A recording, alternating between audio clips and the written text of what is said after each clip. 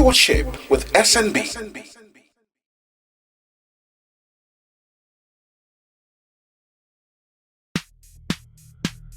Stewardship with SNB.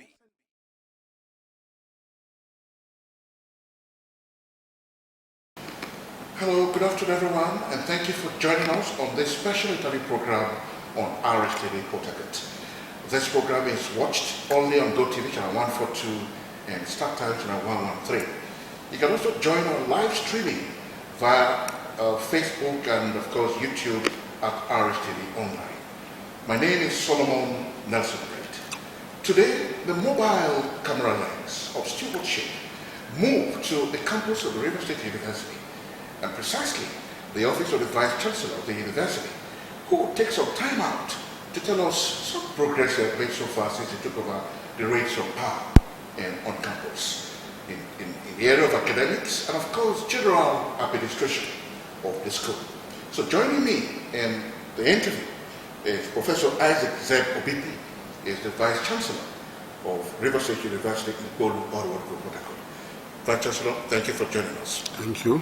First and foremost, let me congratulate you on a well-deserved appointment. Thank you. All right.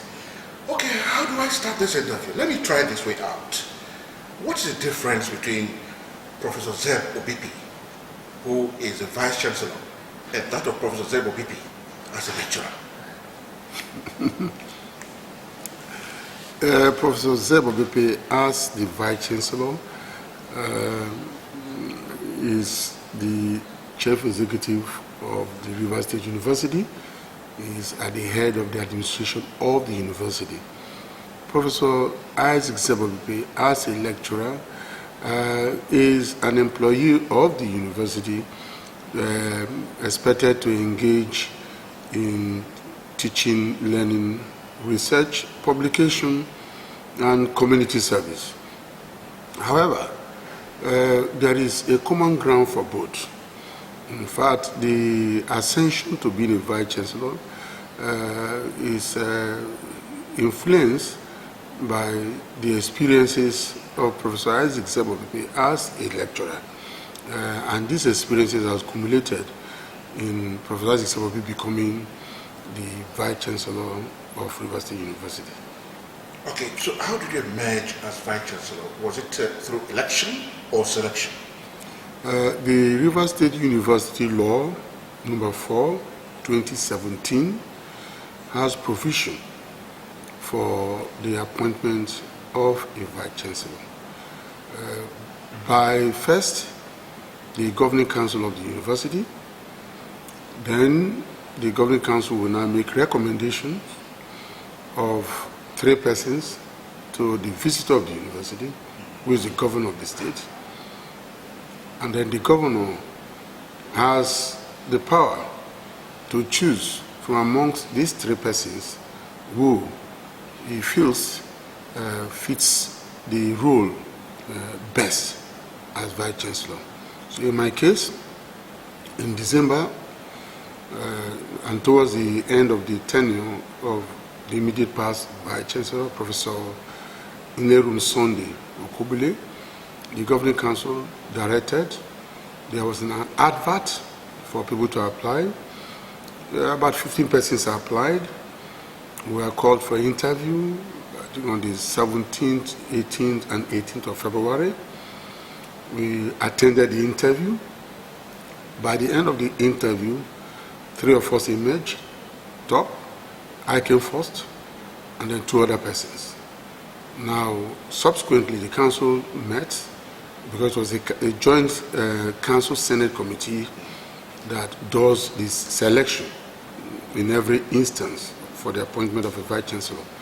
Now, that committee sent its recommendations to the Governing Council.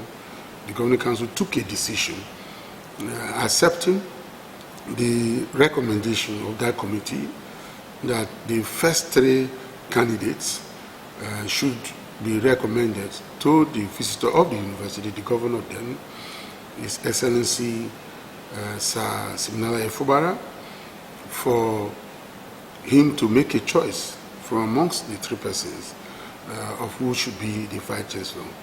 And that's what exactly he did. By the end of the tenure of the former Vice Chancellor, on the 5th of March 2025, the next day, 6th of March 2025, again, the government announced my appointment as Vice Chancellor. Of course, it is a statutory role for the governor to perform, that he has to make that choice and make that announcement. So I took over on the 7th of March, Friday the 7th of March, as Vice Chancellor of this university. That was the route. Interesting story, interesting background you have given to us. But some people will say that you haven't been prof long enough to become a Vice Chancellor. Was it because of your brilliance, or the governor has a political will to announce you? What is correct? The truth of the matter is, in the university system, the moment somebody becomes a senior lecturer, he can handle any position in the university. We've had non-professors as Vice Chancellor in this university. There was a time we had a non-professor as a Vice Chancellor of this university. I've been a professor since 2018. So 2018 to 2025 is 7 years. When you are a senior lecturer, you could take responsibilities. I've also told you that we had a Vice Chancellor, acting Vice Chancellor in this university that wasn't a professor. If you go to our Senate chamber, you will see the pictures of Vice Chancellor. You see among them the third person also wasn't even a professor. I'm talking about a professor of 7 years. He wasn't a professor. So it's not mandatory that you must be a professor. But from time to time, the Governing Council can review the rules, okay, the requirements to become a professor. And it is also possible that you look at the contemporary skills of a person who occupies positions of authority. And if you expect a Vice Chancellor sometimes to be a professor of 10 years, you might have Vice Chancellors who are rather advanced in age, who might not have sufficient stamina to handle situations like that. You will have persons who are not digitally literate to handle things like that. So it's not a matter of age, it's a matter of competence, a matter of qualification. And I've held responsibilities in this university and delivered sufficiently, including I was made head of department when some professors were not made the heads of department. And I presided over meetings of professors when I was not even a professor. And I demonstrated experience and achievement over the years. So it is not an issue of the number of years you have been. In fact, there was even a time when you must be of certain age, in your 50s, late 50s, to be made Vice Chancellor. But the world all over the university all over the world are going for people that are young and dynamic. And I think I fit the bill compared to those who contested with me. You see, it's important that you use this platform to correct some of these anomalies in beer parlor talks and all of that. But you have just done so. Yeah. So let's just move into the real thing while we're here. Could you tell us or share with us what you have done to improve the system since you took over as Vice Chancellor of this premier university? Now, let me put it this way, because of that question you ask. Would you rather have a professor of 20 years that doesn't have the competence to deliver? Would you rather have that? Would you rather have a professor of 15 years who could or has the capacity to destroy the system? Would you rather have that? Would you rather have that? Or would you rather have a professor of lesser years but has integrity and could deliver? Would you rather have that? These are the issues we are talking about. So beer parlor gossips are irrelevant, are immaterial. In situations, we're talking about an academic institution. We're talking about an institution of high standing of Rivers State University. It's not for the position, not for any and everybody.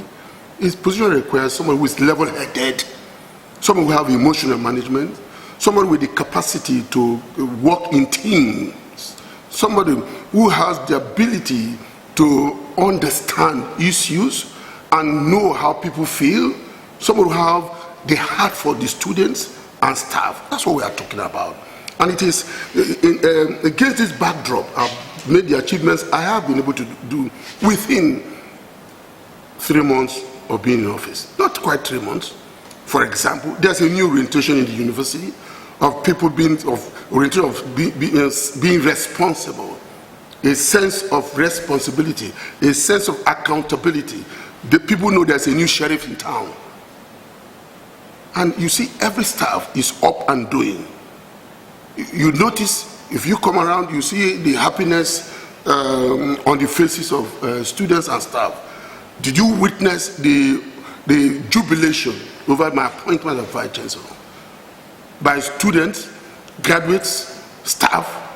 The first appointment that you could have people sitting and waiting. There was tension on campus within the 24 hours that there was no Vice Chancellor. And there was big relief on the faces of people. And that sense of responsibility and accountability, that sense of duty is sufficient to drive every other thing I want to do. Within the first 1 month, I was able to put together teams that will review university ranking. We've got a report from there. A team to look at staff development. We've done that. We have now we have a director of staff development. We have, right now as I'm talking, a team looking at procurement, which is fundamental and in tandem with the laws of Nigeria of River State. We now have a university procurement policy that is in tandem with the provisions of procurement laws. We've done that. I just returned from a visit to our students in Togo and Badagry, studying French, encouraged them, impressed on the management of those institutions, how much regard we have for our students, to have an MOU with them, because we couldn't afford to entrust children. Their parents and guardians are put under our care, outside the state, outside the country, and not let those who we are in turn putting them in charge of them, how seriously we want them to treat them. We want that.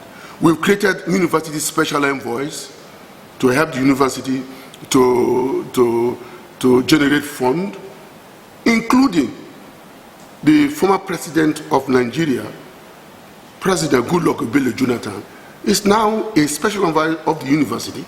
We approach him as he accepted, and we're working with them.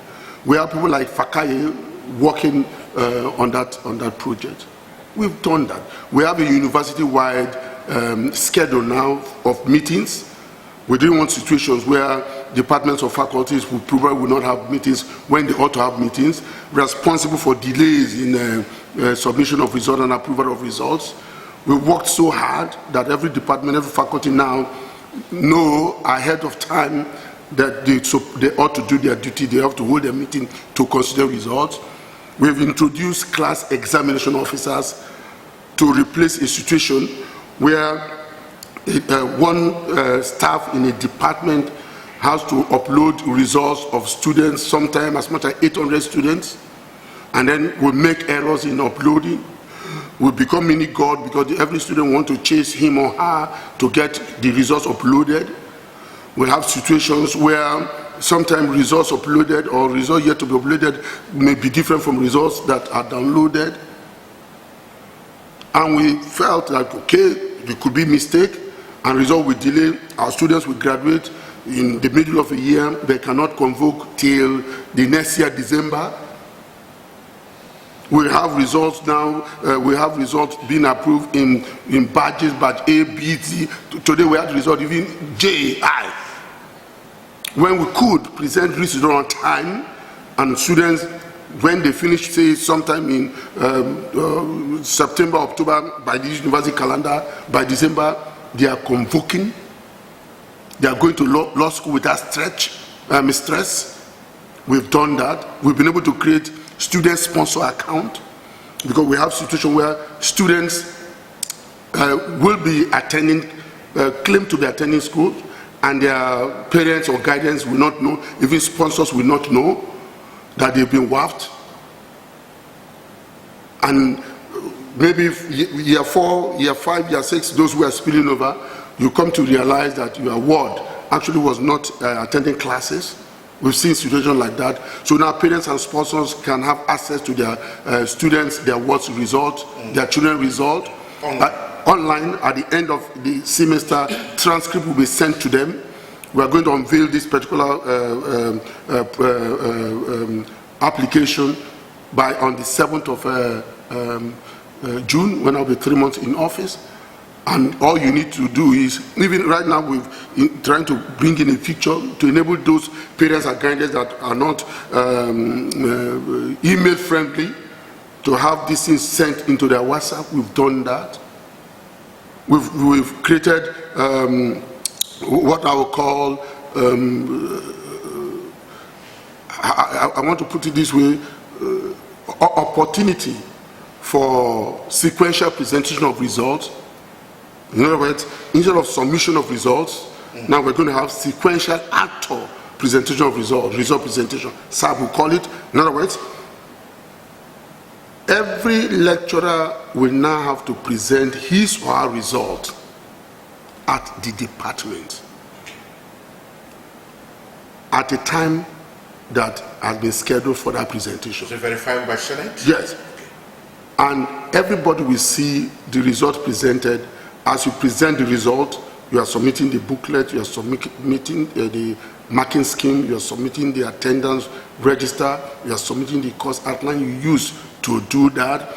Everybody will see the analysis of the result, how many persons scored A, B, C, as the case may be. If the student do not do well, we'll ask question. Is it from the student? Is it from the lecturer? Is it from his teaching method? Is it by the design of the assessment? We're going to be able to do that now. And then, so we avoid the issue of submitting results without submitting booklets.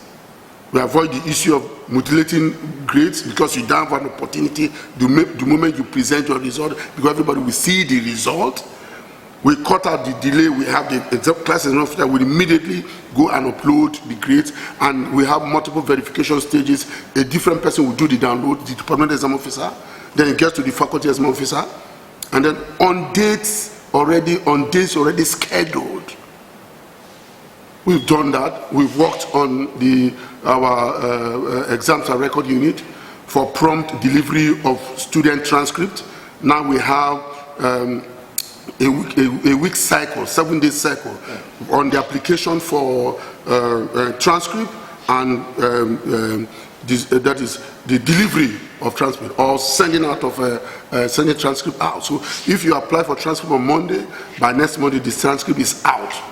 We've done all that, and there's quite a lot to do, because I moved from the rank. I came in as assistant lecturer, and from the very year I came to this school, I've held one office, from one office to the other. I've been departmental exam officer, faculty exam officer, I've been head of department, I've been student advisor, I have been associate dean of faculty. You grew through the rank. I grew through the rank. I've been dean of student affairs for 7 years at a stretch, the longest this university has had. Even as head of department, I was 7 years at a stretch, the longest you could have. That is unbroken. Some person could be appointed 2-3 years, they come back at a stretch. And you know one more thing, and I served as director of ICTC. In fact, from director of ICTC, I came here. I've served my first tenure. I got reappointed for a second tenure. If I were not vice chancellor, I'll be completing my second tenure. So these positions have exposed me to the challenges students have, the challenges staff have, and so I'm properly placed to address them. That I'm doing. Interesting. I would have loved to ask you which of these areas you've enumerated best affects the student, but that will be after this question I want to ask you, so that we can combine them and then you take them all. Mr. VC, you inherited a system where all the programs of the university have been fully accredited by the NUC, Nigerian University Commission. Am I correct, sir? There are some yet to be accredited. The question I want to ask you is that what are the guarantees that it will be so until your tenure ends? The guarantee is that first, I was part of the system that saw to the accreditation of those programs. Okay. I played one role. Strange to you? Yes, not strange to me. I played one role or the other. In fact, I am the longest serving member of the University Management Committee. Oh, interesting. Since from 2015, I have been a member of the University Management Committee. I have not taken a break away and came back. I have been. So decisions taken during Management Committee meeting have witnessed my inputs and my You contribution. have been part of it. So I know the things we did to ensure that we have our programs accredited, and therefore I am in a position to ensure that the program are accredited. Interesting. Okay, let me just cite something that your predecessor once said. Professor Lerum Okobri once said, and I quote, that I wished that the university would carry out research to provide uninterruptible power for itself. How feasible is this? Now, it is not that we don't have the research. It's more of commercialization of the research. We need fund to get it done. I wish you were here yesterday to see one of our professors give high inaugural lecture where we talk about food insecurity. If you had listened to that lecture, I'll give you a copy of the monogram. The food insecurity problem in Nigeria is resolvable. We have research output. So what I intend to do is to ensure that we collaborate with industry to provide opportunities to commercialize the research findings of our scholars in this university by our students. Are you aware that one of our students, one of the first achievements I could lay claims to? Research on uninterruptible power. I'm coming, I'm telling you. Yeah. Somebody, a student, now just graduated, was able to discover a product that will prevent stealing of crude oil from pipelines. Oh, really? And got an award as far back as in Germany, as far as Germany, and had to ensure that the team put the team together to encourage him and make sure he went to get the award. So we have that. Right now we are working on hydropower. Okay. So it is not that our scholars are not doing the needed research. When they get the research done, in fact, this morning I just approved the director of intellectual property unit to go to Abuja. Some of our findings, research outputs, are patented. We get appropriate copyrights. So that tells you that we are doing enough research. There are still more research to be done, but most of the output of our research have not been commercialized. And that is the reason why probably you feel we are not doing enough. Maybe it is not also publicized enough. Something like that. You can find this research output in several articles published. But you see, one thing is having Nigerian entrepreneurs key into funding the commercialization of these products. Okay, VC, RSU, if you go by the records, have produced an exceptional class of medical students, otherwise known as the G48. Am I correct? Yes. Yeah. So what is the guarantee that they will not remain idle after their NYC?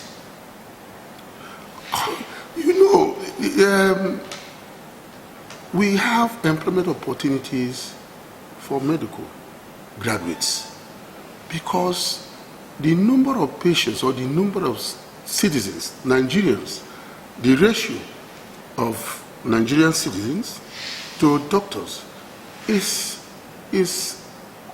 not satisfactory. In other words, we need more doctors, and therefore employment opportunities for doctors. They may have preferences, but a doctor having a job, a doctor being self-employed is very imaginable, is very possible. So we are not envisaging a situation where we're going to produce doctors that will not have a job. Okay, we'll just take a short break. We'll be talking with Professor Isaac Zeb OBIPI. He's the Vice Chancellor of the prestigious university, River State University, We'll just take a short break and we'll return to talk more about university administration. Stay with us. Stewardship with SNB.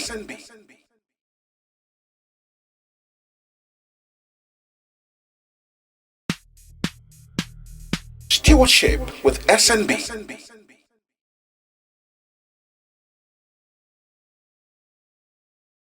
Well, if you have just joined us, the program is Stewardship with SNB on Rstv Port Harcourt. This program is watched on GoTV, channel 142, and on StarTimes, channel 113. You can also connect to us on our social media handles, such as YouTube and Facebook at Rstv only. My guest hasn't changed. Professor Isaac OBIPI is the Vice Chancellor of the River State University, the Port Harcourt. Prof, once again, welcome to the program. Thank you. Would you send your child to RSU? If yes, why? And if not, why not? First, the if not doesn't arise. I'll send my child to the River State University. Because oftentimes vice chancellors and politicians will send their children abroad to school, whereas they are the managers of the university here on ground. That's why we're asking this question. My daughter finished from this school. Okay? So it's the university, one, has been consistent over the years to ensure our students graduate as at when due. We have not had disruptions either from the side of the unions, staff unions, or from the side of students.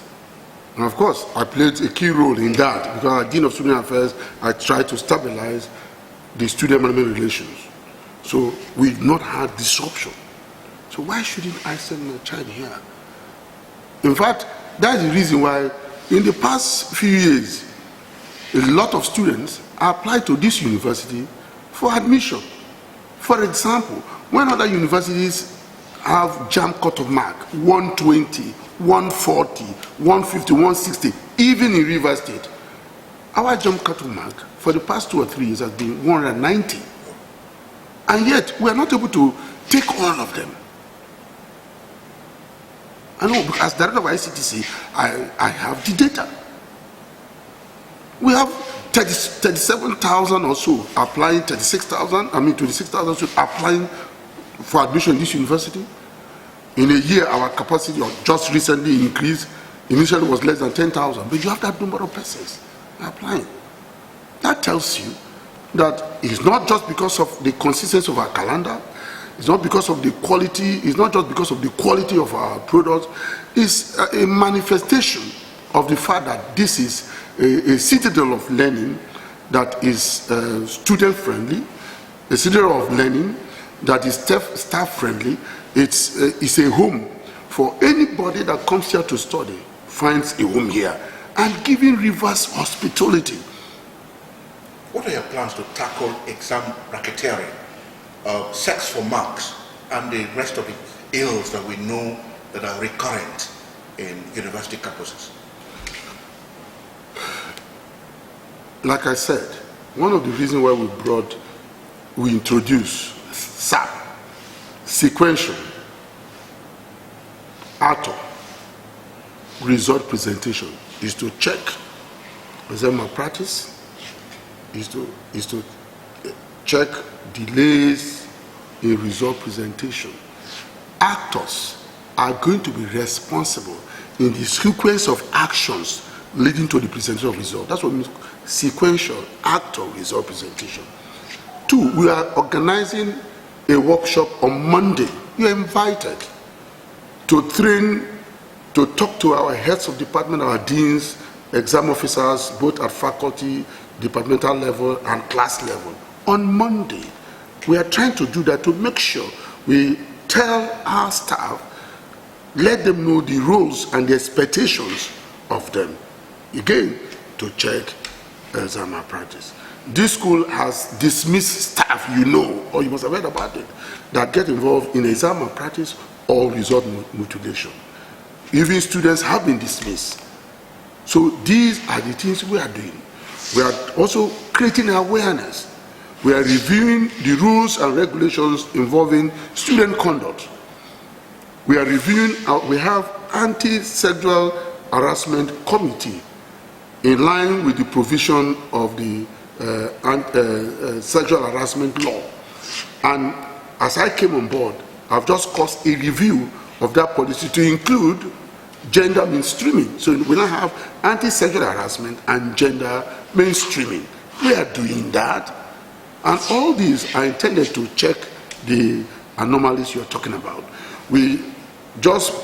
Management just approved the setting up of a committee for anti-drug abuse and cultism, so that we could develop. We have regulations, scattered here and there involving students relating to student involvement in cultism, but we are synthesizing them, creating a committee to be dedicated to addressing that issue, including creating awareness and ensuring enforcement of sanctions when the regulations are violated. We are doing all that. What advantages does RSU have over other universities in the country, as you know?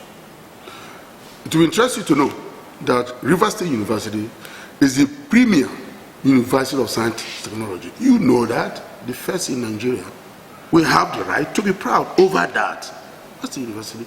Rivers State University has produced persons that have held positions of authority in Nigeria that are competing with persons from other universities and are doing well. Are you not aware that even in law school our students excel?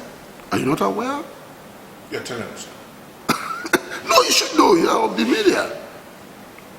So these are the reasons. We have the manpower. In fact, Rivers State University is the university of choice now.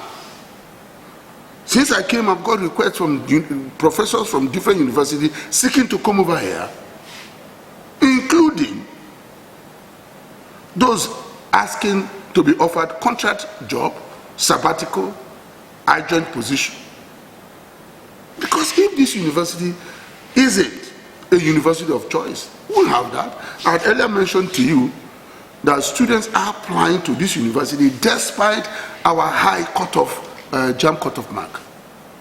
You will see. Now this year, JAM, we are waiting for JAM to send us the list of those who have applied to this university. And you will see the number. So this university is a university of choice because we have the resources, because you can see how serene our environment is, because our staff are very productive, because we are consistent in our calendar. Some universities are running 2 sessions together. They are running 2022, 2023, and 2023, 2024. Some are running 2023, 2024, 2024, 2025. Because of incessant strikes. No, I'm not saying anything. But I tell you, we have concluded all those sessions, and we are about concluding our 2024-2025 session. Like I told you, we are just waiting for JAM to send out the list of those who have applied to our school for admission, and we are looking forward to having our admission concluded even before November. Interesting. This will soon let you go off the hook, but it will be without this question. You have all the facilities in the build and construction departments, yet you hire contractors to design your facilities. Isn't that a shame? or a premier university that can boast of the best engineering facilities in their engineering departments and all of that. So this is just a case in point. And that your school will work to contractors to design your facilities, yet you have the best of facilities in your build and construction departments. I don't think that is correct. What is correct, sir? It's not correct. It's not true. That So what is true, sir? Yeah, what is true is that most of our buildings, in terms of their construction, to the best of my knowledge, the ones I know, I said the ones I know because I have served as a member of governing council twice. First, I served as a member of governing council as somebody representing the alumni of the university. I served. I've also served as a member of the governing council as a person representing Senate. So I'm privy to some of the decisions, but it's strange to me that we contract out the design of our buildings. I don't think that is correct. However, it's also possible that sometimes you could have what they call outsourcing when it is necessary. So, except situations like that, I don't think it is our practice, our culture. What I mean, when I say practice, something we have adopted to do and we do continuously, that we're going to design building and we'll contract it out. No, it's not true. We could ask for advice, we could ask for input, we could have that it's at different stage of the at the different stages of the construction, we're able to maybe get input from people or consultants. That doesn't mean that we don't have the resources to do our job. Okay, let's take a look at one of the cardinal reasons why RSU was established was to provide the middle level technical support for the state and all of that. Do you think that that aim is flying or it has been defeated? In fact, we are producing more than the society is ready to absorb. So, we are, as a university, we have continued to produce manpower of different capacity at different level. Medium or middle level or high level manpower, we are producing them. And that's the reason why, because we are producing more alongside other institutions, so much so that the industries cannot absorb them, we have unemployment. I'll be doing a disservice if I do not ask you this question. I've been, it's been agitating my mind since I've been here with you for the past 15, 20 minutes or so thereabout. What is the question? The question is, Rivers State clocked 58 on the 27th of May, just about a few days ago. Would you say that our development is commensurate to our age? You're a Rivers son. Yeah, it's just like saying if our development in Nigeria, since we gain independence, if the development is commensurate with our age, it's the same question asked. We have done well, but we can do better.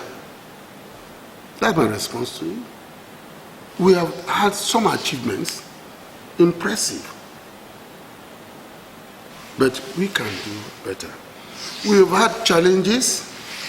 Challenges are part of life. We can resolve the challenges. We have the resources. We are well endowed. These resources have the potential to shoot us up to a leading position in the Committee of States in Nigeria in the future. So we have the prospect.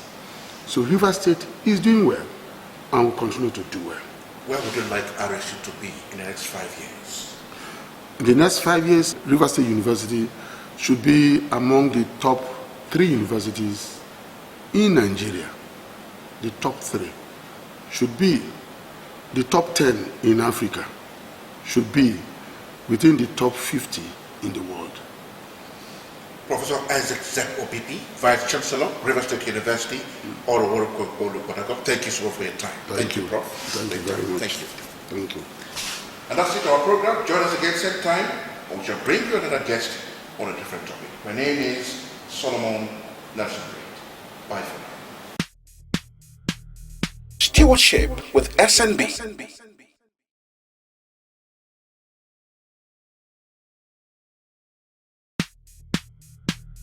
Stewardship with SNB.